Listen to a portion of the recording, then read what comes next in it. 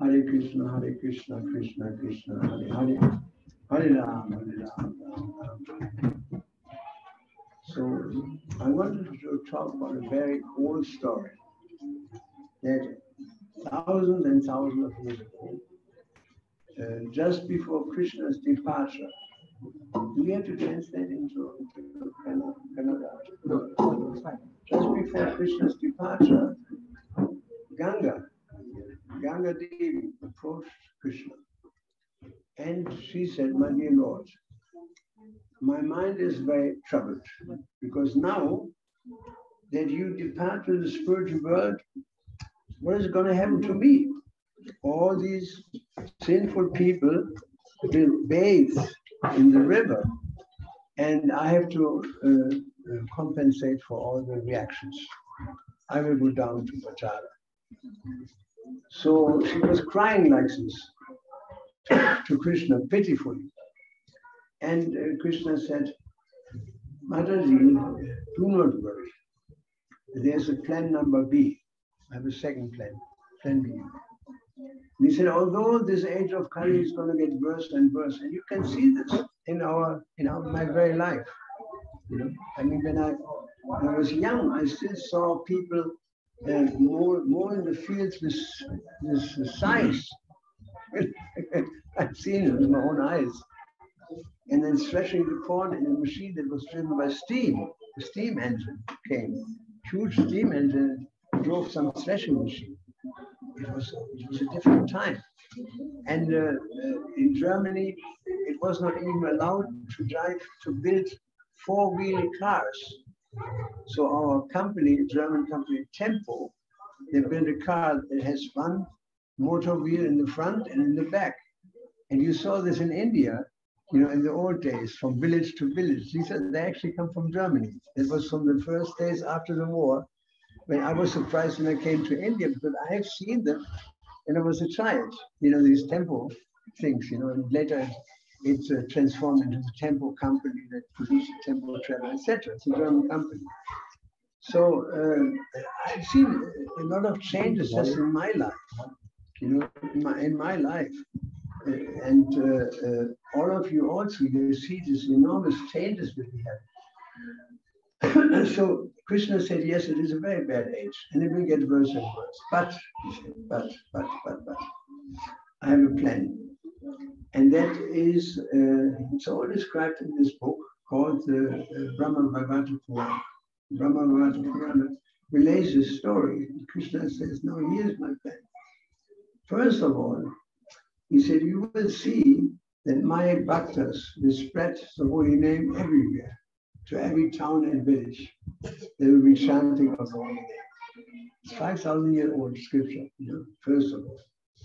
Then he said, due to the chanting, there will be purifications taking place. People become purified, and their Bhagavatam will be very prominent. It will become a very prominent literature. And it says in Bhagavatam, this Bhagavatam will cause a revolution in mankind. Not now, right now. I mean, people reading all kinds of magazines and looking on the internet, reading this news from CNN or whatever. But gradually, slowly, Bhagavatam becomes prominent, very prominent literature.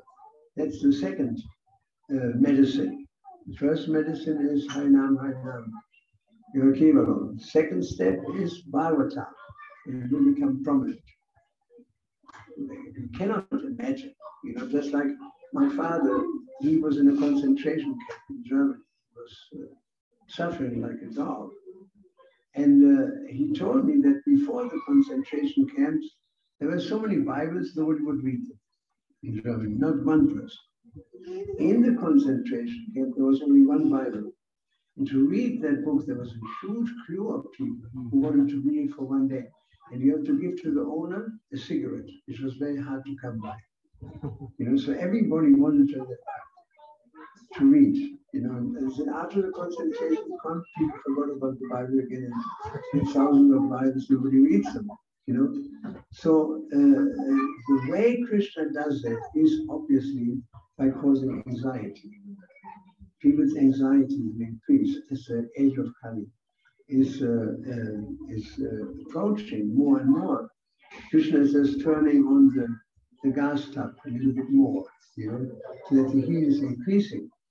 And we have seen that in the Western countries, so many of us, we were so tired of Western civilization, of the Vietnam War and so many things, that people took to the streets, young people. And the governments were very worried that there was a whole generation of young people who were protesting against the establishment at that time. So, Bhagavatam. And then the third weapon is, the third medicine that I said, is prasadam. The Lord said, then there will be distribution of prasadam everywhere. Because that's the fact that the devotees of the Lord become free from all sin when they offer food to me in sacrifice. Others who eat only unoffered food eat only sins. This is what's stated in our scriptures, Bhagavad Gita. So the prasadam is another very important factor in this whole plan, this whole ruse that Krishna has planned. Because you see, whatever happens at every moment is part of Krishna's plan. And Krishna is a writer of the script. Like every drama has a writer who writes a script. So Krishna is a script writer. At the same time, he is a director of the drama. He directs the drama. At the same time, he's a producer of this drama. The producer, actually. And the production is called Krishna Productions. This production. And this production has 4 acts. 4 acts, like in a drama of Shakespeare or something. First one is Satya Yuga, Treta Yuga, Dwapara Yuga, and Kali Yuga. These are the 4 acts. And this is already planned by Krishna since thousands of years. What's happening here is just Krishna's dream manifesting, because Mahavishnu is dreaming. Whatever happens is actually part of Mahavishnu's dream. And so it will come to pass that this movement will be the most prominent movement in this age of Kali. And you see, one time Prabhupada was asked, my godbrother Mahamsa, his very own godbrother, he's actually a Farsi. Farsi? Farsi? Farsi. He's a Farsi, and he was very learned, intelligent, and he was one of the first real bright and Western educated. He has been in Western countries for a long time. So Prabhupada used to travel with him in the beginning a lot, in India, all over. And he was telling me that one time they traveled in the train, there was a train station, Prabhupada said, Kachoris. He said, do you smell the smell of kachoris? I said, no, Prabhupada, should bring me. So he sends the boy out to buy a kachori, because Prabhupada loved kachoris. He loved kachoris. He wanted a kachori. And so Mahamsa was telling me at one stage, many Bombay gentlemen approached Prabhupada. They came in his room, 5 or 6 of them, all big, famous, well-to-do business people. And they said, Swamiji, you're getting old. and you will not be there for a long time. You should immediately assign a predecessor, somebody who will be the head of the mission, the Mahant. Otherwise, it will not go. And Prabhupada said, well, I won't do that. He said, why not? He said, well, these are all very young people. I mean, there's 20, 25. My GBC in Germany, Krishna Das was 16 years old, your age. He was a GBC for Germany, for Central Europe. I mean, Prabhupada worked with whatever he could get. You can imagine this boy here? It's your GBC. Krishna Das.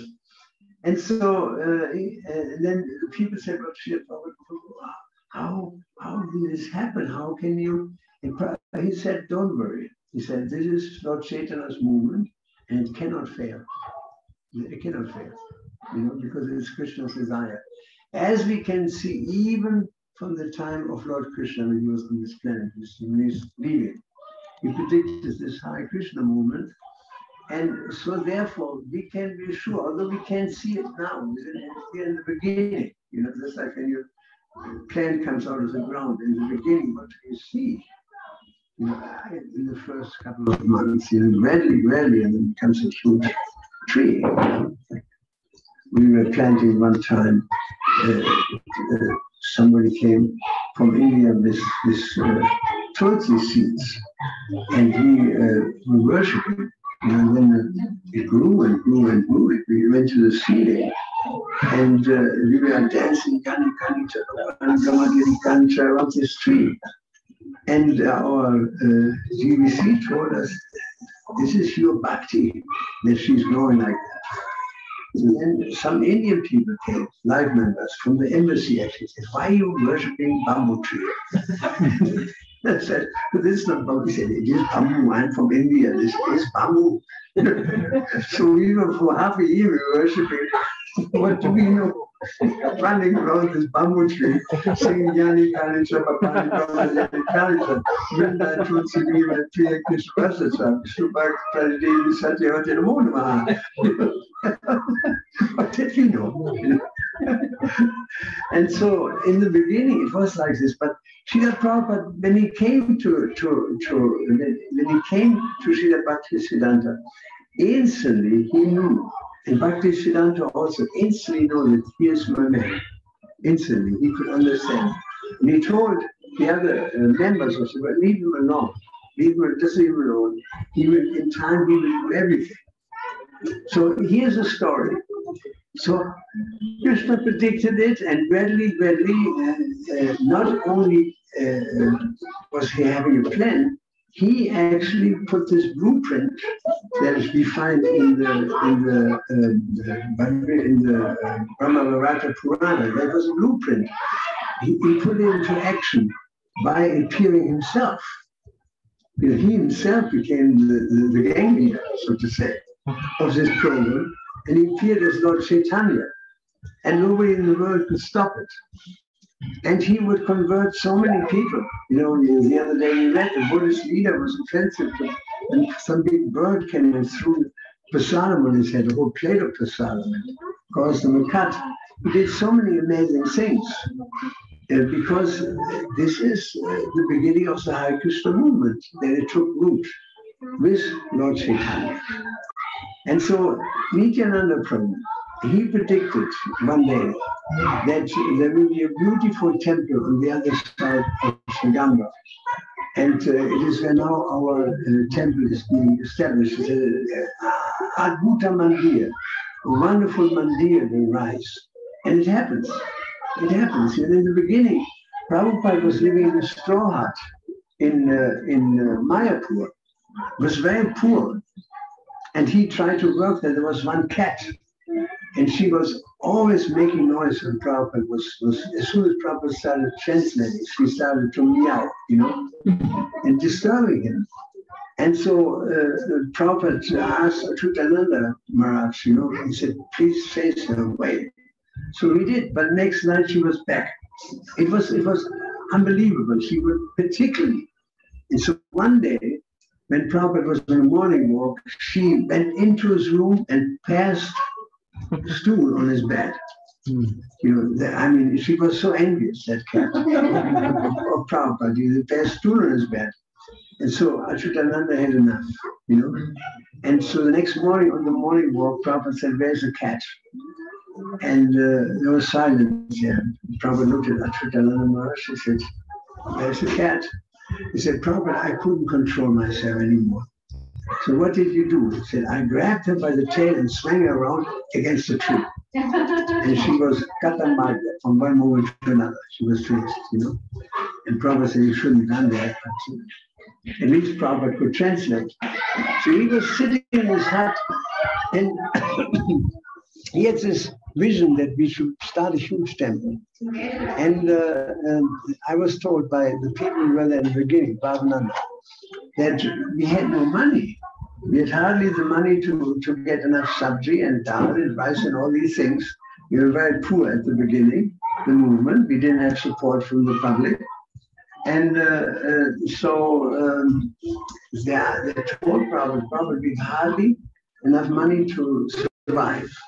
How are we going to build this temple? And he said, there is no problem. He said, money is there. All you have to do is our Madhava, Krishna, Madhava deity, is the husband of the goddess of fortune. So wherever there's a goddess of fortune, there's money, there's wealth. If you please Madhava, then automatically the goddess of fortune will shower the blessings.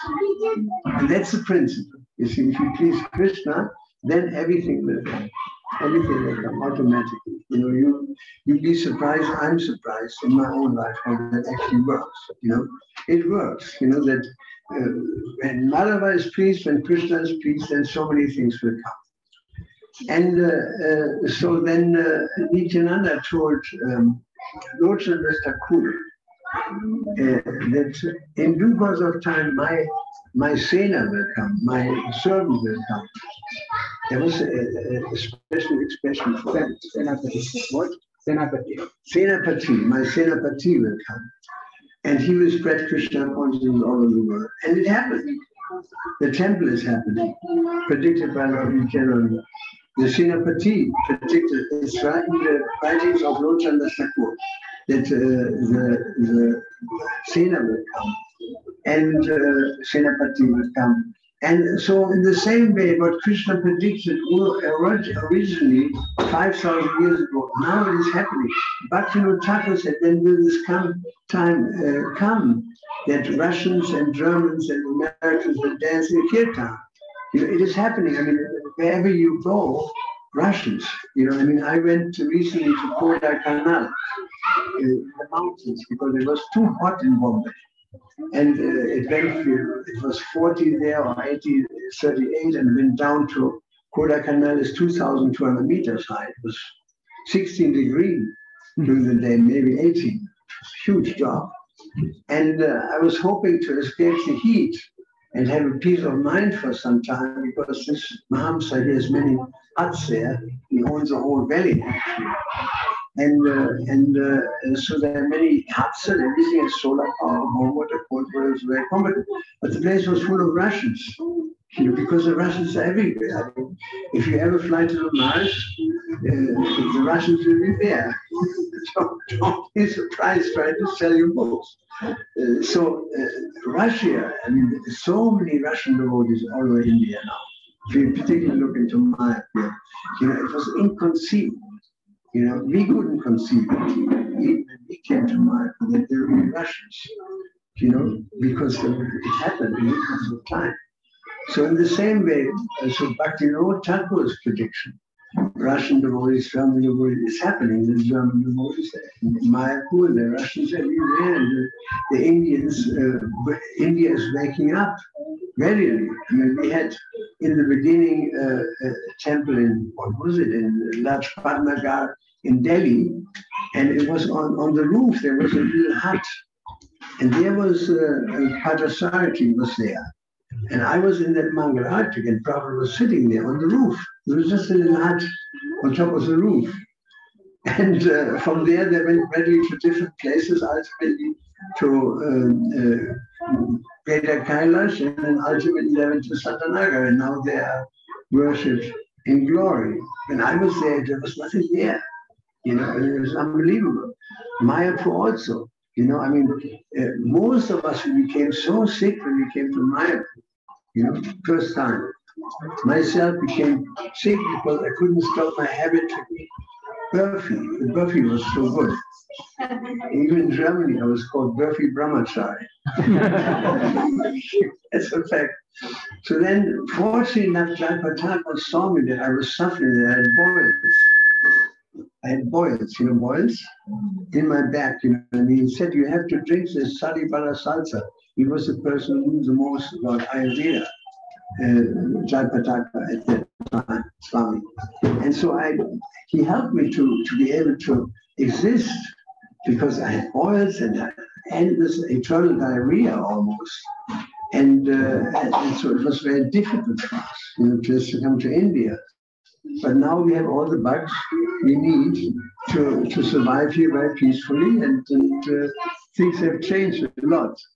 And so we can see that Prabhupada, he could not spread Krishna consciousness to India, in India, because India was looking to the West, the youth of India.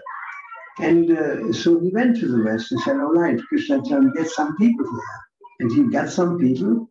And we all know if you want to do something, you need young people. You know, it's not that you can start a movement with people who are 75 and 80. You know, I myself can hardly get out of bed sometimes, you know, because old people. You need young people. Where do we get these young people? The West had plenty of them, you know.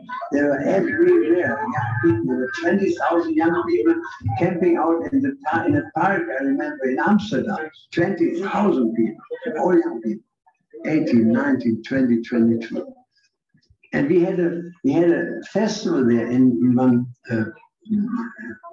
hotel in Amsterdam. Prabhupada was there. Krasnopolski, almost like Krishna, Krasnopolski Hotel, opposite the Palace of the Queen. And when Prabhupada came, or just before he came, there were over 10 people in the room. So I went, there was a roundabout in front of the King's Palace, right, a roundabout. And at least 3,000 people sitting on it, young people, all sitting on the floor and Bang Shiva, smoking and enjoying themselves.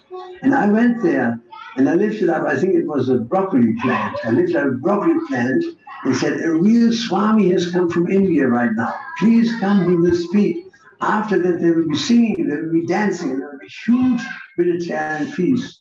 And immediately everybody got up without saying anything. 300 people followed. And into this hall. The hall was jam-packed when Prabhupada came. And many of them were drugged. It's unavoidable. There are many students there, but many people were drugged. And so Prabhupada, he came and he was spectacles here. So he was, while he was singing Radha Madhava, he was looking over his spectacles at the crowd. I was sitting right there. And then he started laughing. He stopped the kid, started laughing. And he said to Hans Luca, he said, these people cannot hear. You know, they are too intoxicated.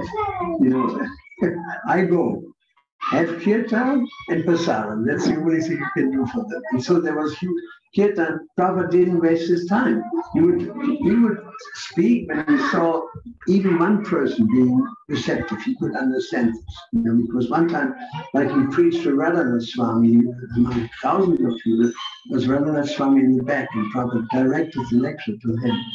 You know, and so the movement went to the West really. And now, in due course of time, it went back to India. Now, India has hundreds of temples, you know, has becoming bigger and bigger, much bigger movement than we have in the West, more substantial. And it will grow because here there's a bedrock of Vedic cultures in India. There's a bedrock. And the people know how to treat a grandfather, how to treat a mother, how to be a husband, how to be a wife, which is not at all common sense in Europe. You know, are you male or are you female? It is not anymore just accepted. It is a matter of discussion.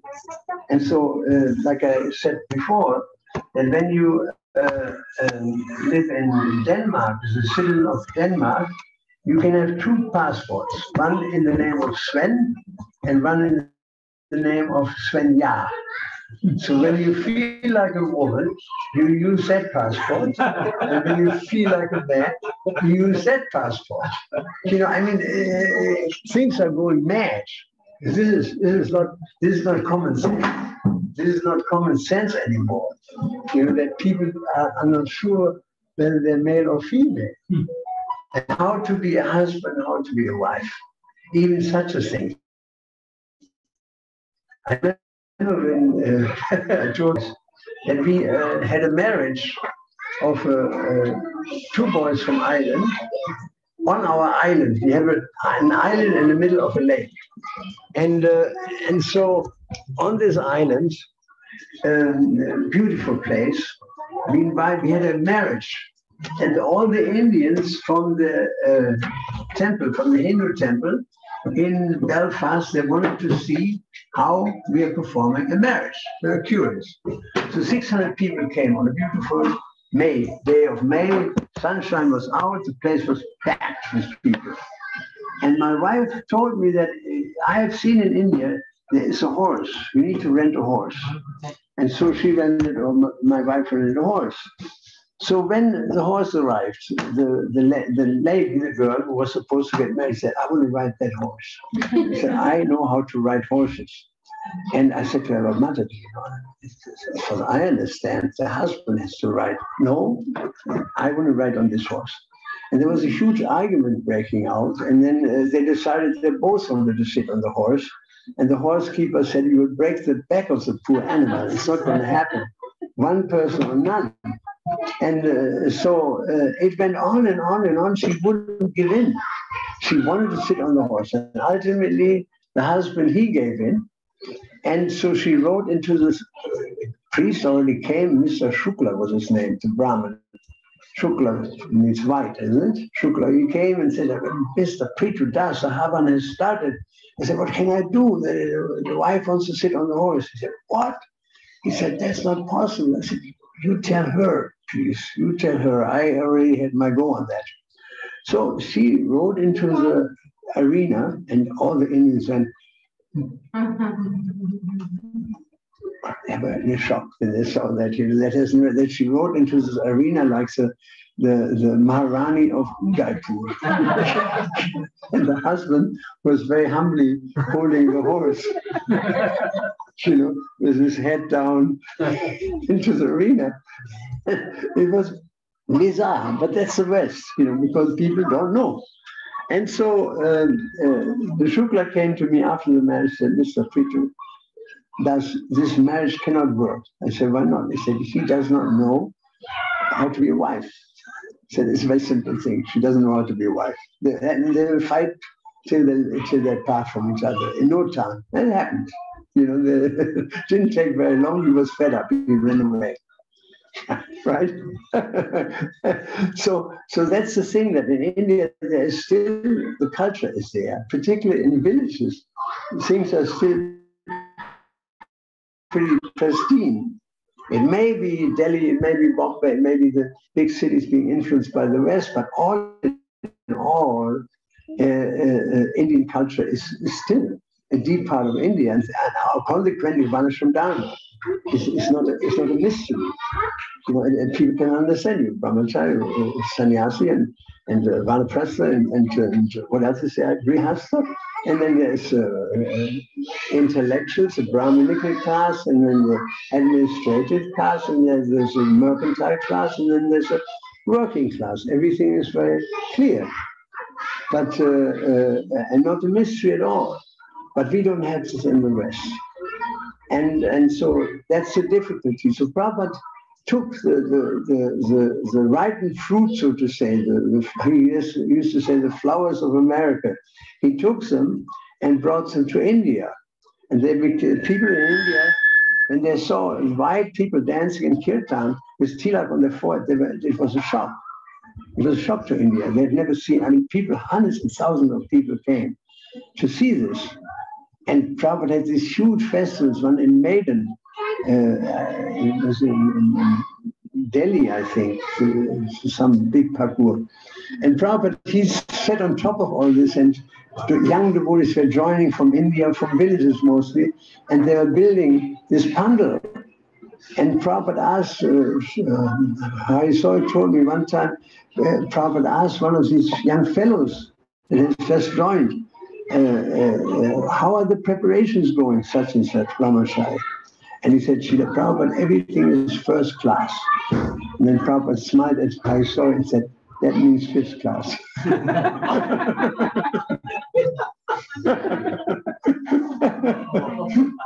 So Prabhupada had that sense of humor, he understood.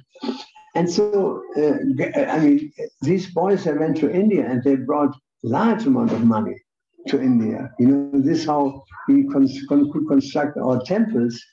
All the money for the temples in India, the first generation temples, the Bombay, the Vrindavan, the Mayapur came from the West. Without a question. Every single thing for our book distribution, I don't know how many percentage, but from every book distributed in the West, money went to India to develop India. And so gradually it attracted a large crowd of people, and many Indian devotees many devotees in India became interested. And so gradually it grew and grew and grew. And now we have temples, like I just visited a couple of months ago, this temple in New Bombay, in Karwar or Kargil. And she showed me the guest house. The guest house has 100 rooms, just a guest house, and everything first class, marble, not only marble, granite counter, you have a little kitchenette in every one of these apartments. It's just amazing. This is inconceivable how this started. And it's growing. It's growing. You see, now we have 400 temples, I was told, in India. Big for me. There's a lot of places I can travel to for the rest, enough to do for the rest of my life. And so it's growing and growing because it is Krishna's plan. And at the same time, we have catastrophes like COVID. That's also Krishna's plan. Whatever happens at every moment, there's nothing but Krishna. It's Krishna manifesting all these things to cause a revolution in mankind. And material civilization has there's no future in it. It has no hope. It can't survive. It will just destroy the planet. Because the scientists inventing so many things, but it's like opening a bottle. You don't know how to close it. You don't see the consequences of all these developments. It may look very nice, but in the long run, what does it do?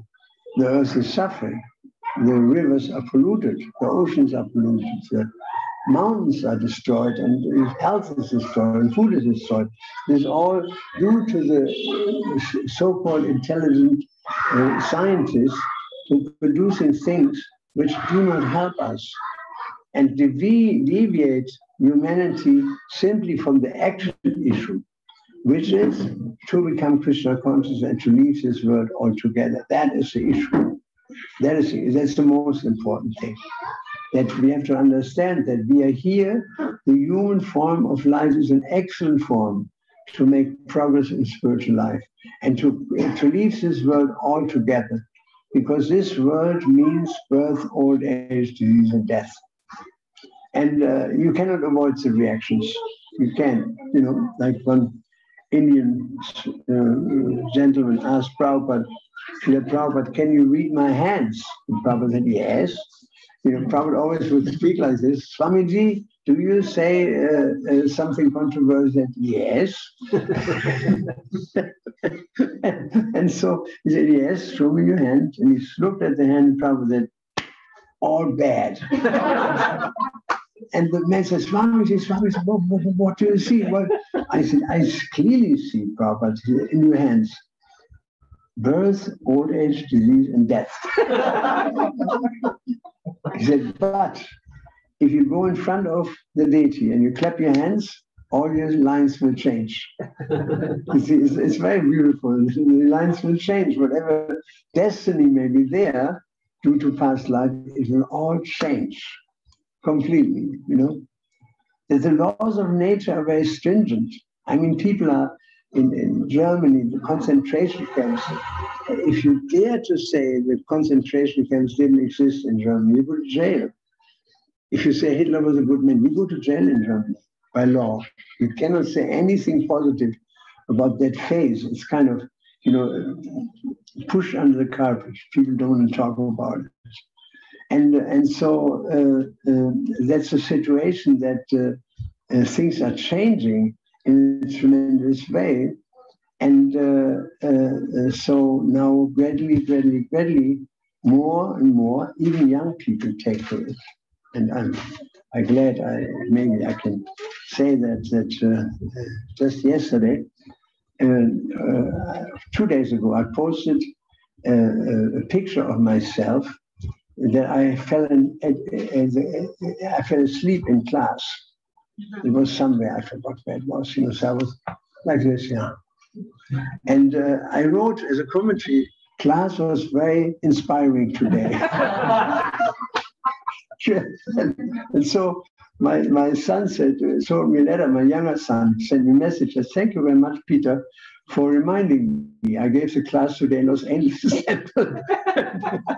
So you're correcting me. I'm very happy about that. You know? So you can see how Krishna is doing things that even younger generations take to Krishna consciousness readily. And yes, there may be this, there may be that. That's part of human life. Like Prabhupada used to say that every human being is a mixture of glory and fault. Everybody is in the material world. Sometimes we are upset with us because we see our faults, or sometimes we are puffed up because we see only our glories.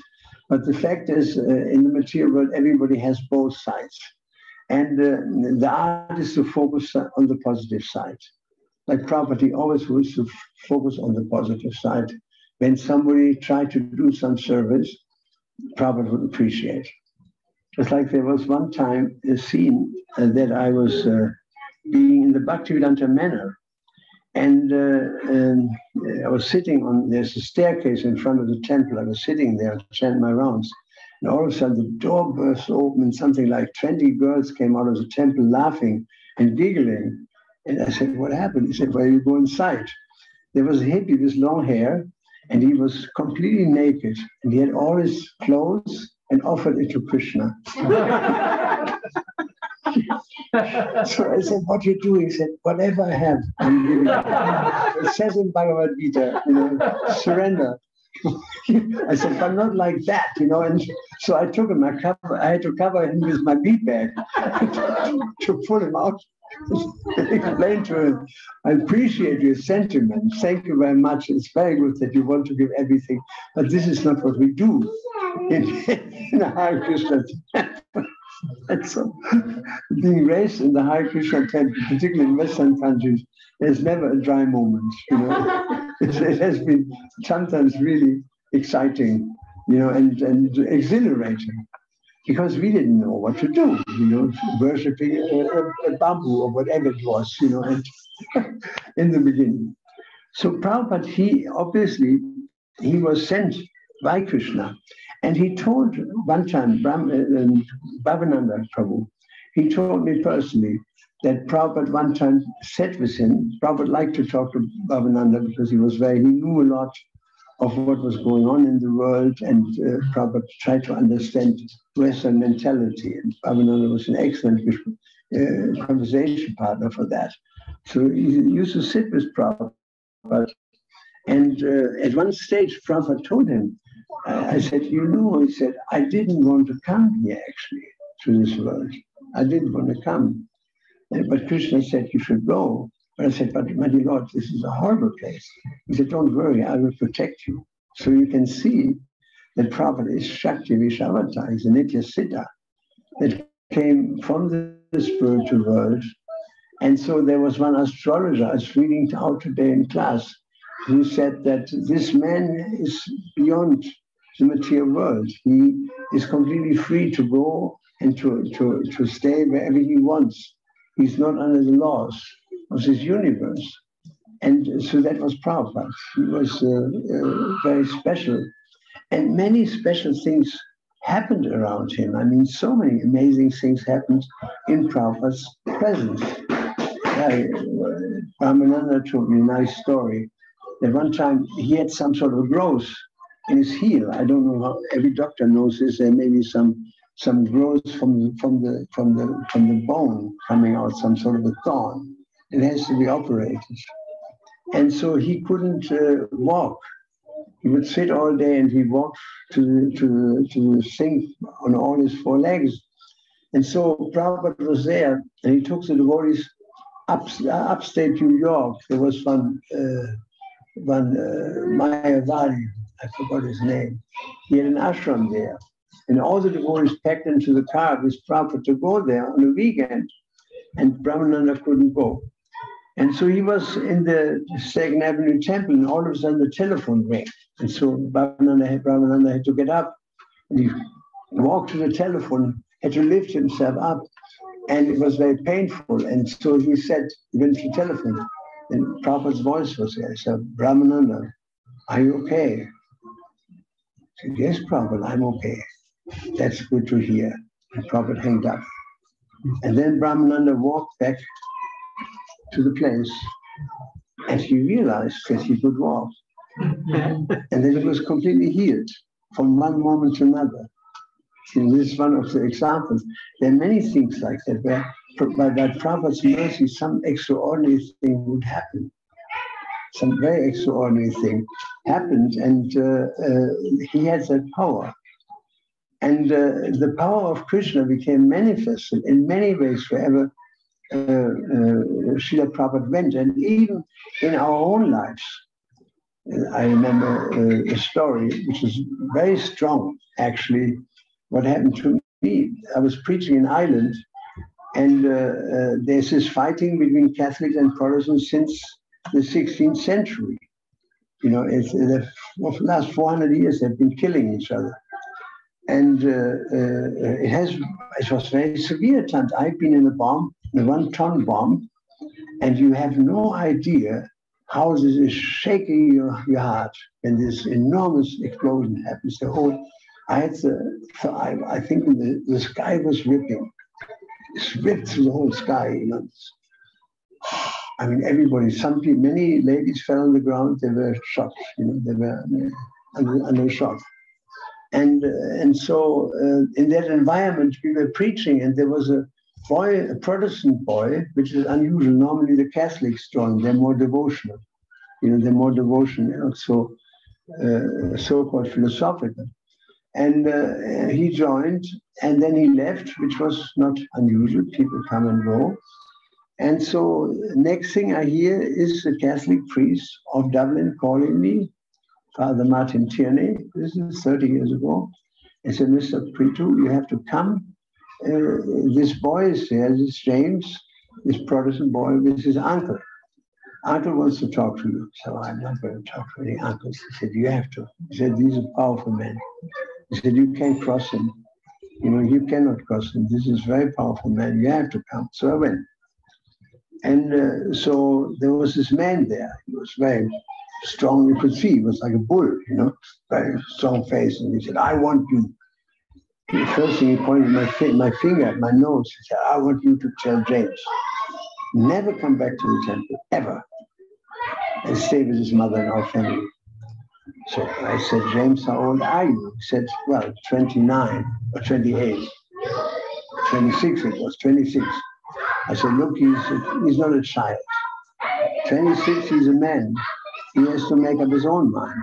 If he wants to be with us, he's welcome. If he wants to be with his mother, it's fine with me. Even God doesn't interfere in our decisions. Even God himself, he lets you decide, you know, you want to do this or want to do that, right? So he said, no, you have some power. And I said to him, it would be unethical. I refuse to give him instructions in this case. He has to decide this himself. It's a very personal decision whether you want to work towards Krishna or you want to stay in the material world. Nobody should interfere even. You know, he said, well, I'm telling you for the last time, and I count up to 3, and you better say it.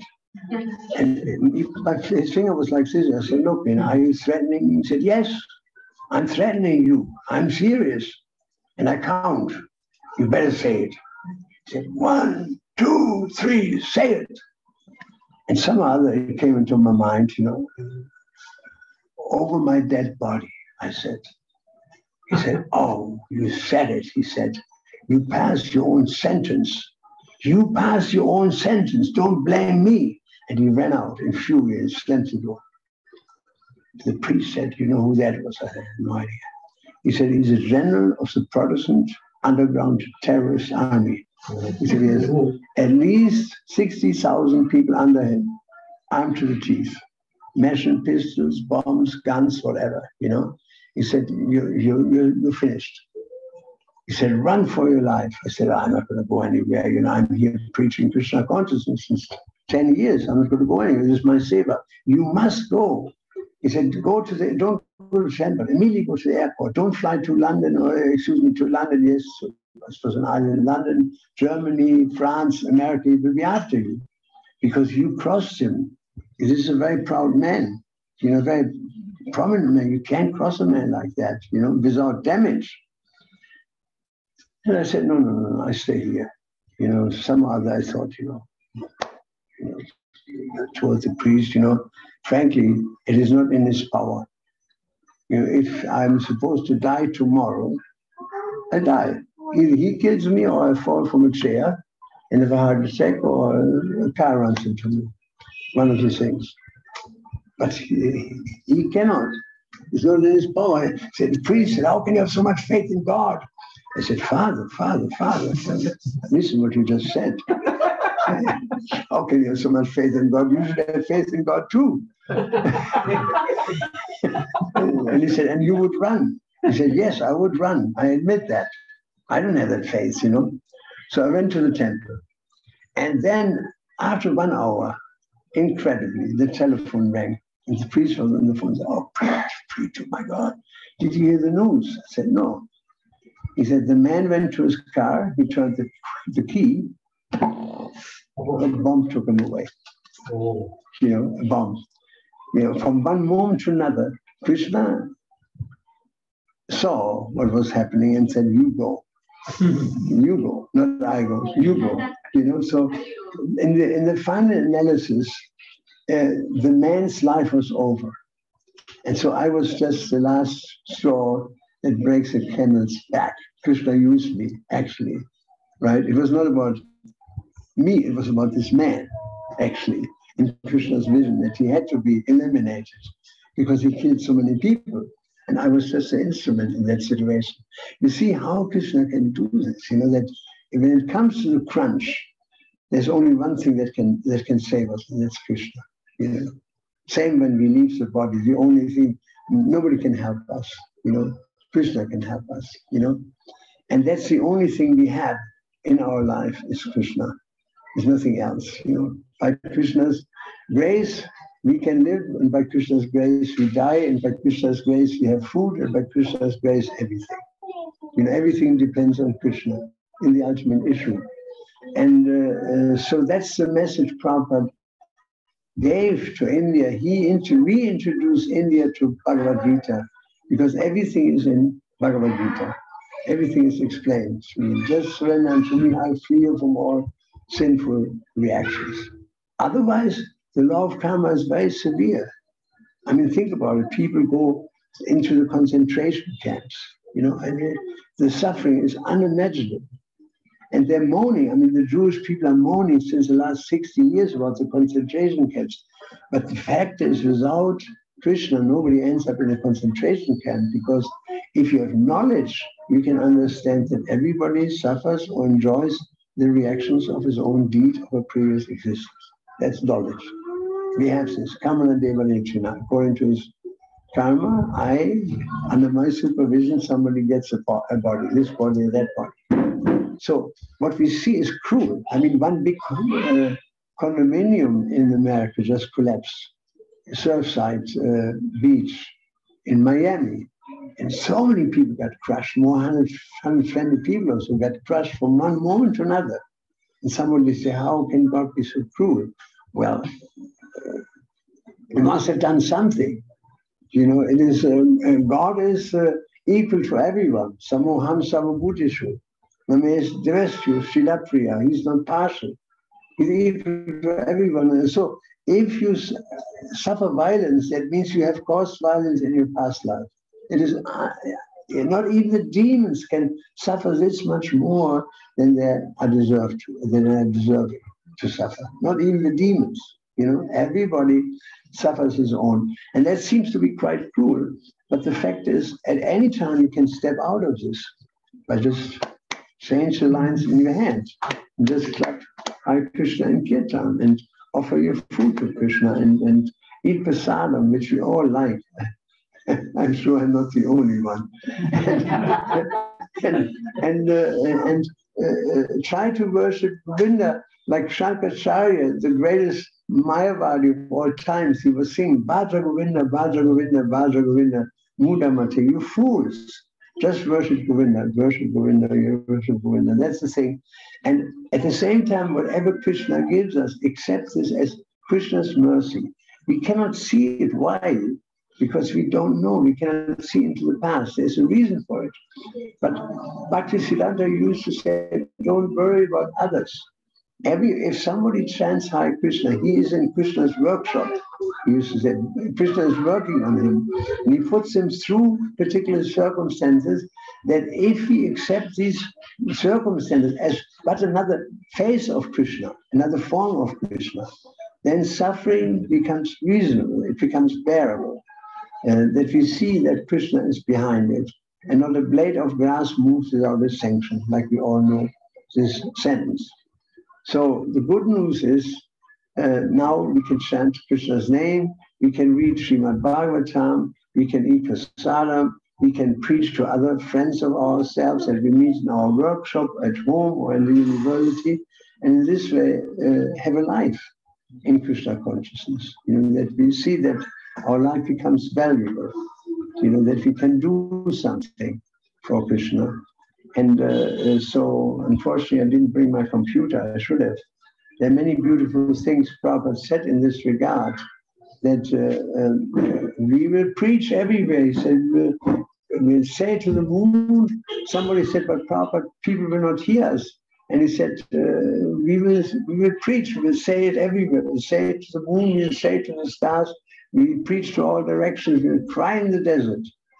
And to preach Krishna consciousness, and raise our children in Krishna consciousness, which is an excellent service. And Prabhupada was one devotee, I think, Vrinda Dasi was, and she was in the beginning so involved in deity worship that she had no time for a baby. And Prabhupada said, that's the most important thing. The child worship is more important than deity worship. He told her, it's very important. And if you raise our children like this, and they come out, it's also my experience, they come out to become devotees. But because of prasadam, and the parents play the right roles. And so in due course of time, they become devotees. And they will, in this way, we develop complete devotee dynasties, where one person after another carries on the work of his forefathers and predecessing parents, grandparents, etc. So everybody here in this room, and everybody who hears this message, and everybody who takes a bead back in his hand and chants Hare Krishna, he is very fortunate. And why is that? Because Prabhupada went to the West.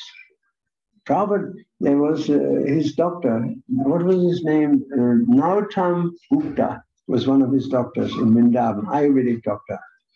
And he told me that he's long gone now. He told me that one time he used to want to go to Delhi. And for that you have to take a tonga, horse cart, to go to the trunk road, the Agra Delhi trunk road, right? So he took a tonga, And when he passed by the property, which is now a temple, he saw Prabhupada sitting there under a tree, and he was singing Hare Krishna on kathas. And he said, the amazing thing is that tree is now in the courtyard of the Krishna Balaram temple. It became a temple. So Prabhupada was already there, and we don't know what was going on between Prabhupada and Krishna. We don't understand, but there was something going on that Prabhupada told people, I'm not a poor man, I'm separated by hundreds of temples by time. And so he had this vision. He understood that he had this Rath Yatra as a child. And then later on, he was so happy when he sat on this Rath cart driving on Fifth Avenue, the most famous street in the world. And even nowadays, think about it, even nowadays, nobody, no religious organization is able or allowed to do the Fifth Avenue parade. Hare Krishna movement is the only movement that somehow or other, we don't know why this actually is allowed to have every year the Rath Yatra procession. It has become a law in New York. It has become a law that this is a Rath Yatra day. And so this is all due to Prabhupada's mercy and Krishna's helping him. So we are in an excellent association. We are in a great history, 5,000-year-old history of planning by Krishna himself, the Supreme Lord himself, how to spread Krishna consciousness all over the world. And it's happening. It's happening in a very big way. We cannot even understand how Krishna is managing everybody at every moment as a super soul, and how the outcome will be Hare Krishna, Krishna Krishna, Hare Hare, Hare Rama, Hare Krishna, Krishna Krishna, Hare Rama, Hare Krishna, Krishna Krishna, Hare Rama. Thank you very much. All of you are very fortunate, and I have to admit, I also feel fortunate that somehow or other we could take shelter at Srila Prabhupada's feet and read his books. And there's a beautiful story that I found out recently, that our Shrutakirti, who lives in Vrindavan now, he told me that one time he went with Srila Prabhupada into an airplane.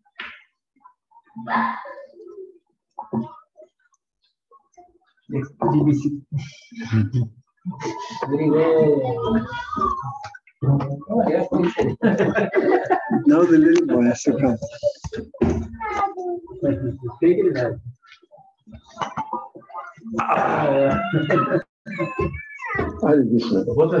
And so they flew into South America, into Brazil or something.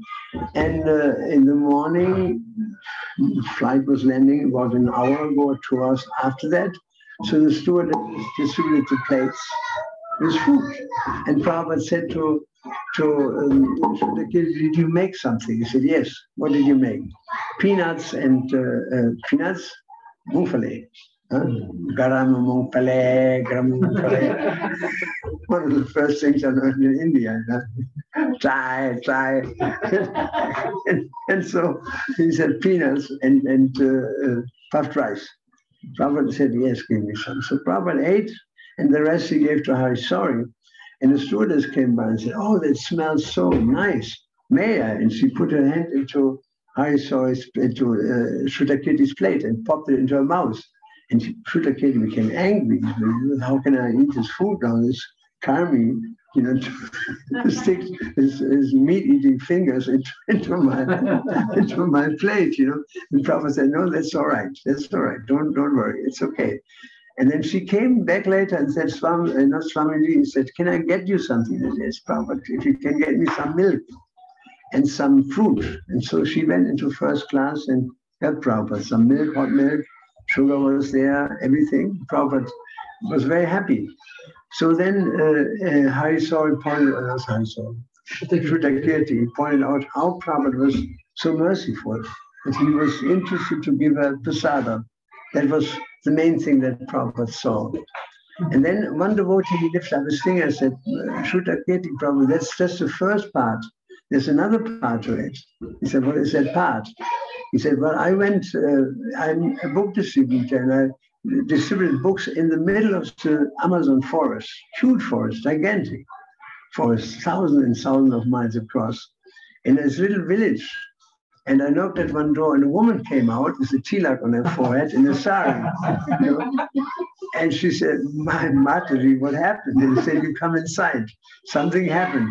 And there was Murti of Prabhupada was there, and Goni Thai ladies, and Prabhupada was singing, and all Prabhupada's books were there, and pictures were there, incense was burning. He said, Mataji, how come? In the middle of the jungle. She said, well, I was a stewardess, and I flew on a flight with your spiritual master, and I couldn't get it out of my mind. And so when I went to Rio de Janeiro, I saw these people dancing on the street, and these are the same people that I saw with this tilak. And she inquired, and she bought some books, and she became a devotee. You see how Prabhupada's mercy is so unlimited that even her whole life was changed, and she became a Vaishnava in the middle of the Amazon forest. And this is just one story among thousands and thousands and thousands of stories, you know. I mean, there was one boy, he was his name became later Patita Pavana. He was on drugs. And he was on drugs, you know, the young people, they used to take drugs on LSD. And he found somehow they ended up in a house that had no roof. It was burned out or something. So he was lying there. And when he woke up, you know, the sun was shining into his face. And he woke up and he didn't know where he was. And he looked, and there was a rubbish heap, and there was a book there, and he pulled it up. An easy journey to other planets. He said, that sounds interesting. I want to go to other planets. And he read it, you know. And next day he came to the temple. He said, I want to go there. You know, can I join the Hare Krishna movement? I said, you come here. And he still is a devotee after all these years. He has 5 children, and he comes to the temple, and we have wonderful conversation over the internet, and WhatsApp is free. And so you see, just a little book lying there somewhere completely changed his life around from one moment to another. And there are many examples like this, people. There was one, I like this story. There was one, the Jewish community is an extremely money-minded community. You know, everyone is a businessman. And they see business everywhere, you know. Like a young boy sees girls everywhere, and a Jewish person sees business everywhere. And so one day he met a devotee in Amsterdam. It was in Amsterdam. And who tried to sell him a Bhagavad Gita. And he was not interested in Asian religion. And he said, well, you know, there's so many important verses. And he said, show me one. And so the boy opened the book at random, and there was this verse. In this endeavor, there's no loss.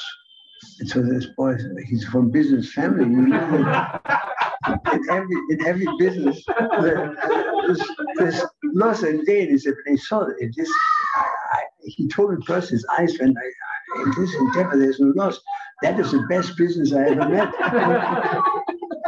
He joined the Hare Krishna movement.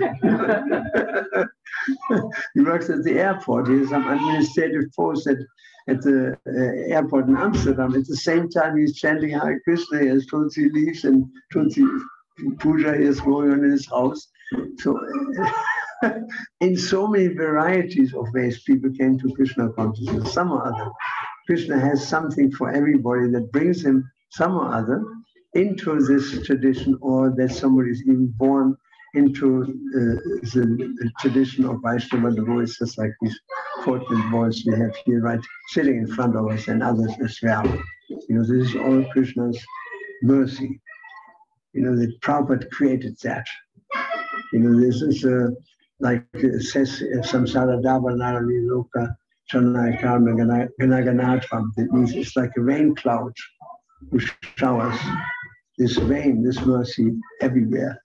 And we just have to take it. That's up to us. And Prabhupada was asked by one devotee, Srila Prabhupada, can you save me? He said, yes, but you have to do the work. You have to do the work. We have to do that work. And then Krishna liberates us from the material conditions. I thank you very much. It was nice talking to you. It was lovely coming here, I must say. I've not been in Bangalore since the opening of the temple, that temple, opposite the soap factory.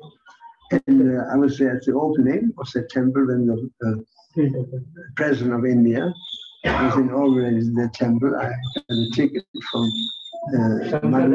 Madhu Pandit, sent me a ticket from Europe because we were friends at that time. I was astounded. I was living on Tumpur Road in this Institute for Naturopathy and Yogic Science of Jindal. It's a Jindal company. I was living there, staying there for a good while because I had some problem. And the doctor told me, the leading doctor, he said, and Mr. Prithu-Das is ISKCON. ISKCON is the only society in all of India that always has some people here. And when I look into their throat, what do I see? A sugar and ghee. Because when I look into their throat, what do I see? A sugar and ghee. Because that's what people eat. In Krishna, young devotees particularly. That's why people get sick, sugar and ghee.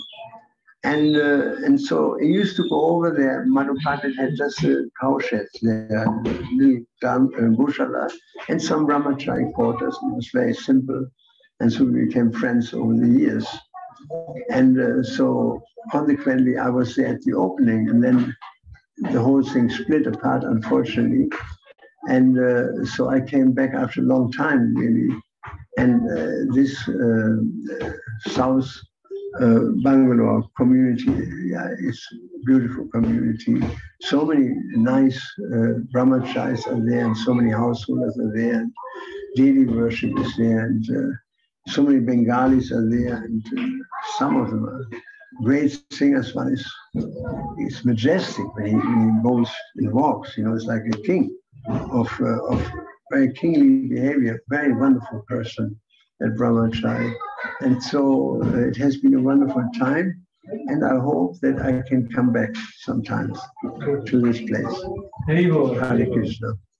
Hare Krishna, Hare Krishna, Krishna Krishna, Hare Rama, Rama Rama, Hare Krishna, Hare Krishna, Krishna Hare Rama, Rama Hare Krishna, Hare Krishna, Krishna Krishna Hare Rama, Hare Rama, Rama. I need a little water. Now the 125 is coming up. 125. 135. 126 years. 126 this year. When you say something for centennial, what's next? Centennial. Can you please share something about the Prabhupada centennial in 1996? I know very little about it, actually. Really about his development, how he took birth. No, in 1996, 100th year of Srila Prabhupada's anniversary was celebrated. Can you please share how it was? Yeah, Prabhupada was all we have in the beginning. I mean, why is it that we were able to distribute so many books in Europe, in America? It's because Prabhupada was there for us, you know. We understood that the more we preach and distribute these books, Prabhupada is pleased with us.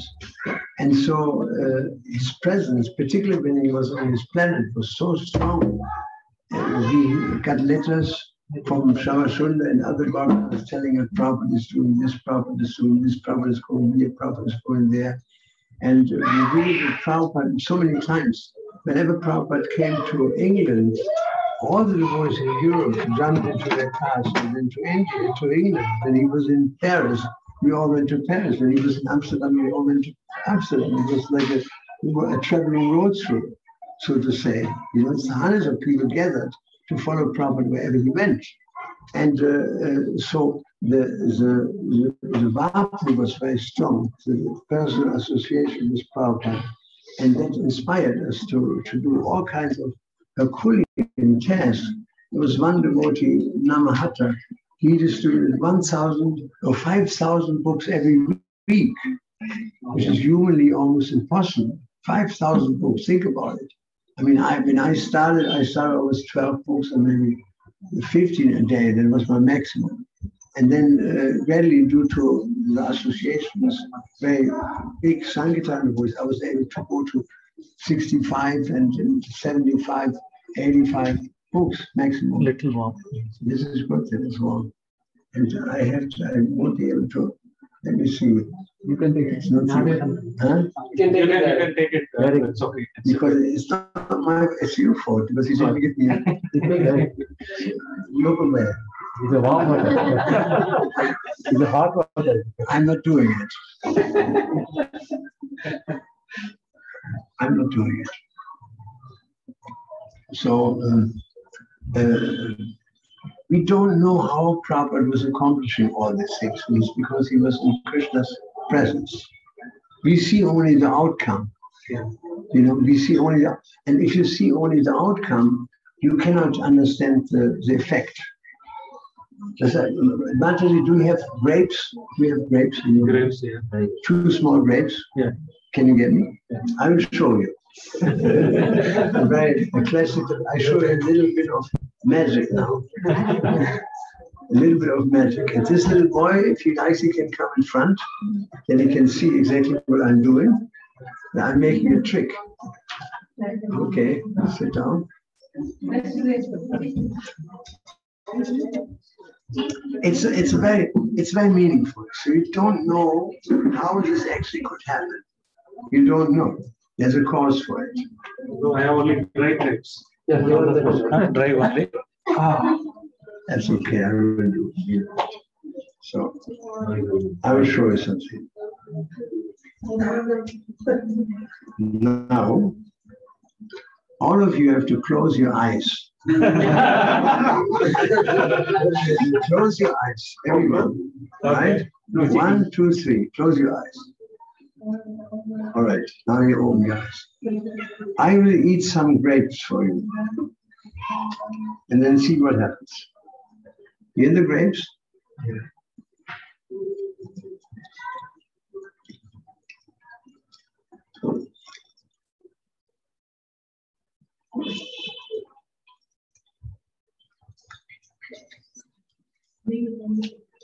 Watch it.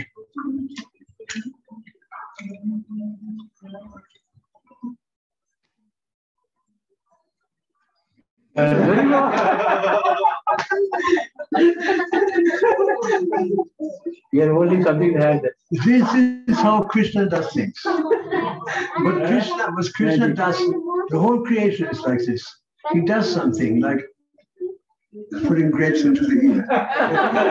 Right? And then it appears that somebody has eaten, which is true, but then here come the grapes. So you don't see how Krishna's hands is everywhere at every moment and causing all these miraculous, so-called miracles. They're not miracles. It's just you don't understand the whole process. That behind everything, whatever, every phenomenon we can meet in life at every moment is nothing but Krishna's love. It's Krishna's mercy. He's everywhere. No, you cannot, I give the example, you cannot even scratch your head without God. You cannot see without God. You cannot get up without God. You cannot talk without God. You cannot think without God. You cannot see anything without God. Everything is only possible by Krishna's mercy at every moment. And just like you didn't see how I put these grapes into my ear before, you're just astounded, how all of a sudden they pop out of my ear because I put them there before. Very simple, very simple trick.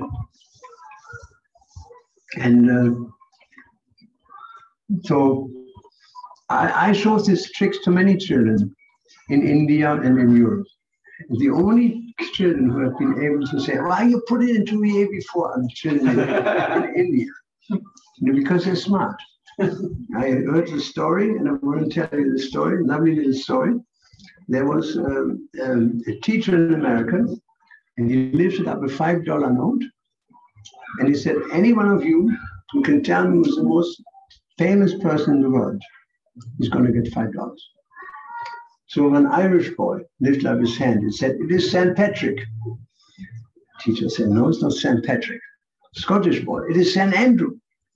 No, it's not St. Andrew. So Indian boy lifted up his hand, it is Jesus Christ. Teacher said, yes, that's true.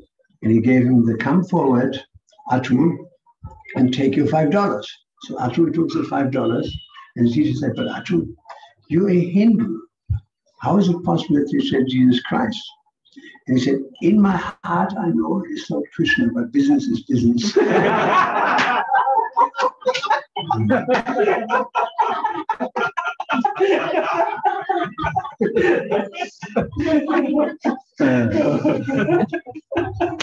The son of India. Hare Krishna. Thank you very much. So what do we do now? Little kirtan. Yes. Yes, it is.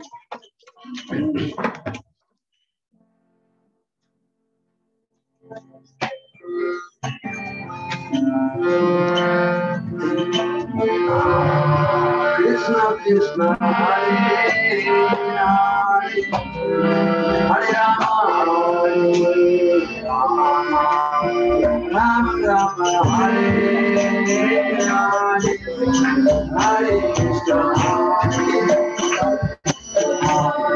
Krishna Krishna Hare Hare Hare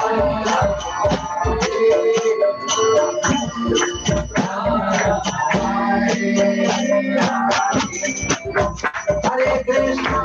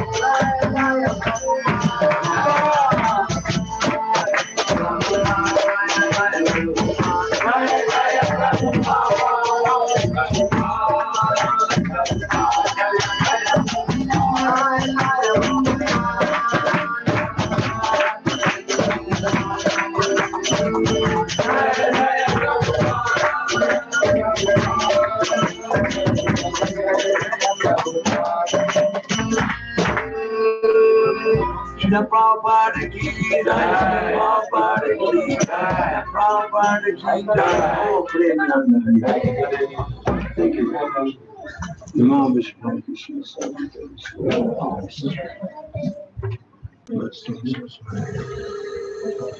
we have to go back now. Hare Krishna. Thank you so much. You are made for our day, Prabhu. Thank you so much. It is so much honor and privilege to have you here. And we really thank you from our bottom of our heart by chanting big Hare Krishna, Hare Krishna, Krishna Krishna, Hare Hare, Hare Rama, Hare Rama, Hare Hare. Like Srila Prabhupada, your association make the miracle. We become Krishna conscious, more serious and taking up. So please bless us. Thank you so much. Srila Prabhupada ki I thank all the devotees for coming today. We will have a Aarti now, followed by Prasadam. 15 minutes Jagannath Astakam. Aarti once is done, then we will have Prasadam. Thank you so much for all of you coming today. Hare Krishna. So we make our way. Yes, please. I will make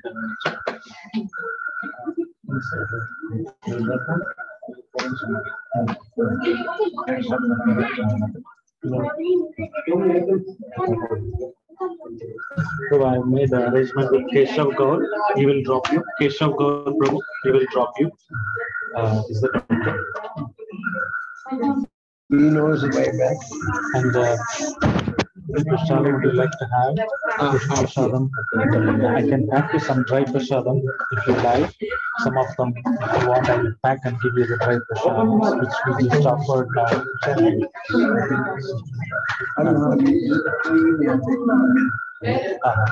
Okay. But I take some because I can use it. Okay.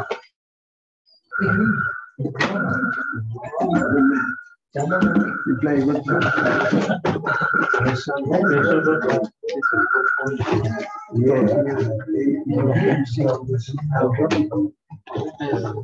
It's on the internet.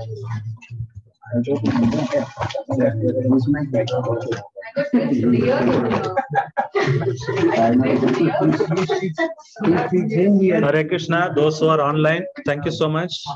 We will be having Aarti now. Most of you would have had the darshan of the deities.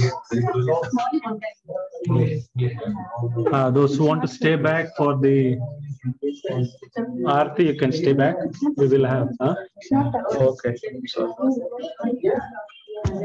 I think they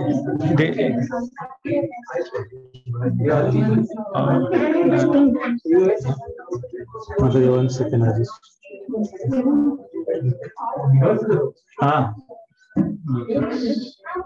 Hare Krishna, you are having darshan of Jagannath Baladev. The 11th year anniversary. Thank you very much.